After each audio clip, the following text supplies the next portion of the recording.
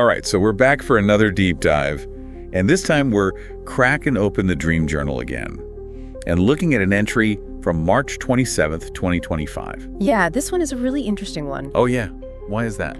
Well, we'll get into all that. Let's first set the scene for our listeners. Yeah, of course. So in this dream, the dreamer starts off working on this pretty cool project. Yeah, creating a miniature town, Yeah. like a whole little world made out of cardboard. And it's not just any miniature town, right? There are details here. Absolutely. He mentions colorful lights illuminating everything. It's all for a presentation at a convention. So right away we see this theme of creation and this desire to share it with an audience. A need for recognition, maybe, to be seen and appreciated. So what do you think about that, this opening scene? What could it tell us? Well, the first thing that jumps out at me is the contrast between the materials and the effect. Cardboard is pretty basic, right? Yeah. But then you add the lights and suddenly it's this magical little world. Yeah, I see that. Transforming the ordinary into something extraordinary. Right, and that could be a reflection of something happening in the dreamer's waking life. Maybe he's working on a project or an idea that he wants to develop and share with the world. Or maybe even just this need to take something simple and make it special. Could be.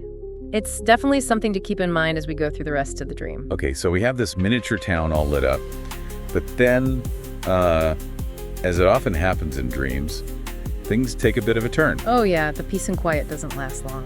An angry woman shows up. Seems pretty upset. And the cause of her anger was actually something the dreamer's friend did. Yeah, not the dreamer himself. The friend is described as this super-powered martial artist. Like something out of a comic book. Totally. And apparently this friend got into a fight with the woman's husband. But now she's looking for answers, or maybe revenge. It's not entirely clear, but what's interesting is the dreamer's reaction. He stops his presentation completely to go and investigate what happened. Yeah, that's a pretty strong reaction. Why do you think he felt the need to get involved? I think it speaks to a sense of responsibility. Even though he's not directly involved in the conflict, he feels obligated to address it. Maybe because it involves his friend. Exactly. There's a loyalty there, a sense of needing to protect or defend someone close to him. And this could be a reflection of something happening in his waking life, too. Yeah, absolutely. Could be a situation where he feels pulled in different directions, having to choose between his own pursuits and the needs of others. Or maybe even facing some sort of external pressure that's disrupting his focus. It's definitely worth considering. Okay, so we have the creation of the miniature town, the sudden conflict, and then things get even weirder. Oh yeah, this is where the dream takes a really wild turn. The dreamer is searching for his friend, this super-powered martial artist, and then suddenly he finds himself underwater. Not just near water, but fully submerged, surrounded by these tall coral pillars. And get this, he can breathe underwater. Yeah, no scuba gear, no magical intervention. He just can breathe. So what do we make of this sudden shift in location and this newfound ability? Well, water is often associated with the subconscious emotions' hidden depths. So this could be a symbolic journey into the dreamer's inner world. Exactly. And the fact that he can breathe underwater suggests a level of comfort in this environment, like he belongs there. So maybe it's not a scary or overwhelming experience for him? It seems more like an exploration, a deep dive into his own emotions. And what about the coral pillars? Those could represent structures within his subconscious, maybe foundational beliefs or even sources of support. Interesting. So not just emotions, but also the framework of his inner world. Right, like the architecture of his mind, if you will. I like that.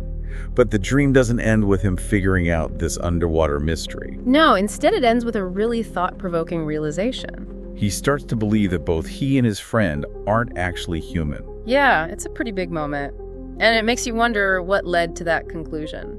Well, we know from previous entries that the dreamer is really interested in superheroes, ultra-humans, anything outside the ordinary. Right. He even spent time researching ultra-humans just a few days before this dream. So it's like this fascination with the extraordinary is bleeding into his dream world. Exactly. And maybe it's more than just fascination. Maybe it's a desire to transcend the limits of being human. To have powers to be something more. Could be. And this feeling of not being human could also connect to his interest in AI. Oh yeah, how so? Well, AI challenges our definitions of what it means to be human, right? It can create even learn in ways that we're still trying to understand. So maybe the dreamer is exploring those same questions in his own subconscious. Possibly.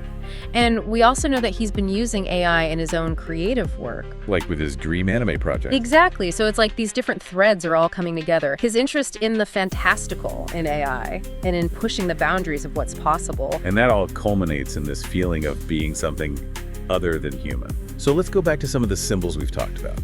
The miniature town, for example. We talked about control and creativity. But could it also be about simplifying a complex world?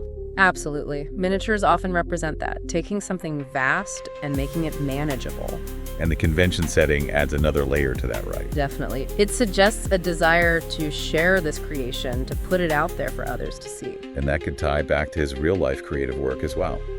The need for recognition and validation. Definitely a possibility. What about the angry woman?